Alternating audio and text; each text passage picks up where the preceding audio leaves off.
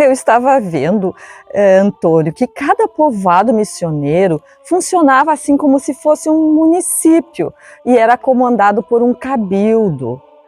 Que cargos políticos existiam nesses povoados e quem os ocupava? Profitilde. Embora tenha demorado certo tempo para que a estrutura de poder assim fosse configurada, ao final da experiência missioneira, o cabildo era formado por 14 ou 15 indígenas que exerciam o poder civil no povoado e eram chamados de varistas.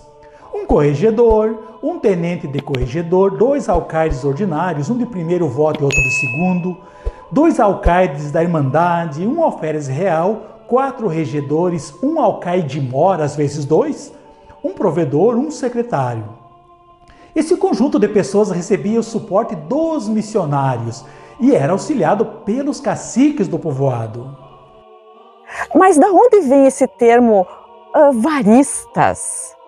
Na verdade, Matilde, os missionários perceberam desde a chegada junto aos povos Guarani que os líderes religiosos tradicionais e seus ajudantes portavam pedaços de madeira adornados em suas mãos, como distintivo social, semelhante ao Ivrapará dos Guarani e Kaiowá atuais.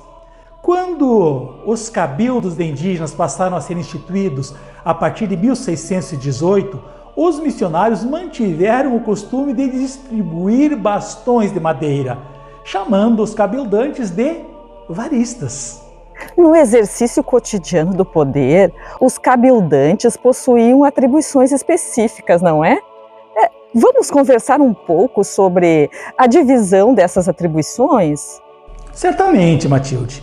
No governo dos povoados, o corregedor era a autoridade civil superior, uma espécie de prefeito com poderes aumentados, e presidia o cabildo. Ele era chamado em Guarani de Poroquaitara, aquele que decide o que deve ser feito.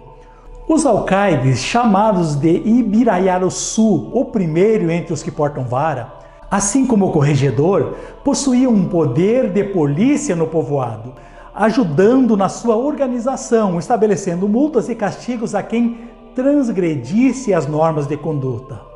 Mas eles atuavam também na esfera da justiça, tanto civil quanto criminal, possuindo autoridade para julgar em primeira instância, prender réus e impor certas penas, exceto a pena de morte, que na justiça colonial espanhola era reservada a tribunais superiores. O alcaide de primeiro voto tinha direito ao assento principal no cabildo e a prerrogativa de votar por primeiro, e o alcaide de segundo voto votava depois. Esses alcaides buscavam coibir também a ociosidade no povoado, obrigando cada um a trabalhar em suas terras, nas plantações comuns ou familiares ou nos ofícios. Se encontrassem alguém considerado negligente, o advertiam e, se necessário, aplicavam algum castigo. Já os alcaides da Irmandade exerciam autoridade equivalente no campo, nas áreas remotas do povoado, mas não podiam punir sem trazer os réus à sede urbana.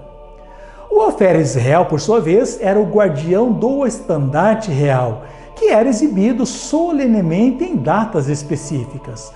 Ele possuía o terceiro voto e assento no cabildo imediatamente após os alcaides e antes dos regedores.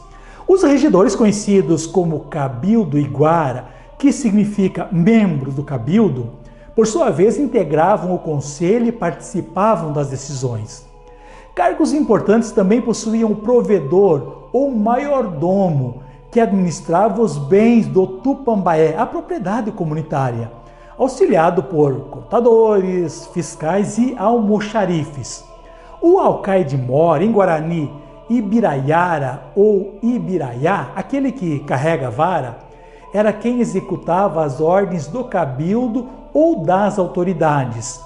E o secretário, o Quatiá Porrara, aquele que trabalha com escrita, era quem redigia as atas, autenticava documentos e mantinha atualizado o livro do cabildo. Tá, mas quem definia os nomes que comporiam o cabildo? E qual era o tempo do mandato dos cabildantes? Matilde, os eleitores do novo cabildo eram os membros do antigo cabildo. Quer dizer, dos 3 ou 4 mil moradores do povoado, em torno de 14 ou 15 pessoas votavam e escolhiam suas lideranças para o mandato de 1 ano. A escolha recaía no grupo conhecido como a nobreza indígena, composta pelos caciques e seus familiares, nas pessoas tidas como de conduta ilibada e que tivessem passado pela escola do povoado. Outras pessoas de fora desse grupo podiam ser escolhidas, mas essa não era a regra. Escolhidos os nomes que comporiam o novo cabildo, entre o final e o início do ano, o cura do povoado era consultado acerca da escolha feita e concordava com ela ou não. Removia ou adicionava nomes e sua opinião era aceita pelos votantes sem maiores problemas. Depois disso, os nomes eram enviados para a aprovação do governador. As missões da Frente do Uruguai enviavam para Buenos Aires e as da Frente do Paraná para Assunção. E o novo conselho tomava posse em uma cerimônia solene na qual eram também nomeadas as pessoas que exerceriam pelo próximo ano as funções como mestre de capela, sacristão, chefes militares, encarregados dos armazéns, zeladores, também chamados de alcaides, que eram os encarregados da supervisão de cada uma das corporações, dos meninos, das meninas e das mulheres. E o ritual iniciava com uma exortação do missionário sobre a importância do bom exercício dos cargos públicos. Em seguida, os cabildantes recebiam suas insígnias e assumiam seus lugares na praça principal, diante da população ao som de música. A cerimônia culminava com uma missa solene acompanhada por toda a comunidade. Mas toda essa estrutura de poder assumida pelos indígenas no povoado demonstra que os missionários, assim, supervisionando as decisões tomadas pelo cabildo, eles podiam contar com o trabalho efetivo dos indígenas na condução do cotidiano do projeto missionário, não é mesmo? Exatamente, Matilde. Interessante como conhecer assim sobre essa forma de constituição do poder, não é? Poder político. E eu espero que você tenha gostado do assunto tratado nesse episódio. Até o próximo Agro de EVT. Obrigado.